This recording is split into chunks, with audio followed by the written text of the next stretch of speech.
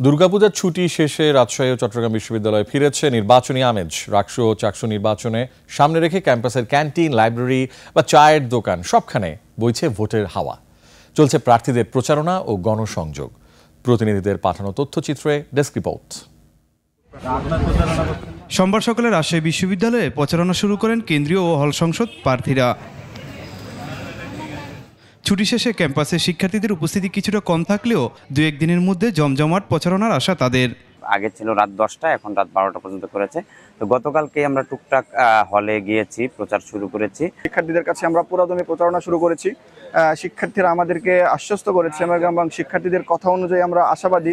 প্রচারণা নতুন সময়সূচি দিয়েছেন নির্বাচন কমিশন। 14 অক্টোবর পর্যন্ত প্রচারণা চালাবেন প্রার্থীরা। ভোটের প্রস্তুতিও শেষ দিকে। স্বচ্ছ ব্যালট বাক্স আমাদের বারান্দায় রয়েছে। এরপরে আমাদের ওএমআর চলে আসছে।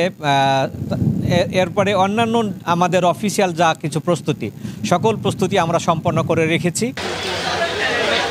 এদিকে চাকসু নির্বাচনের প্রার্থীরাও প্রচারণায় ব্যস্ত সময় পার করছেন।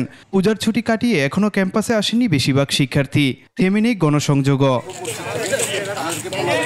ভোটারদের কাছে যাচ্ছেন ছাত্রদল, ছাত্র শিবির, বিভিন্ন প্যানেল ও স্বতন্ত্র প্রার্থীরা। আবাসিক হল, অনুষদ সহ বিভিন্ন স্থানে প্রচারণা চালাচ্ছেন তারা।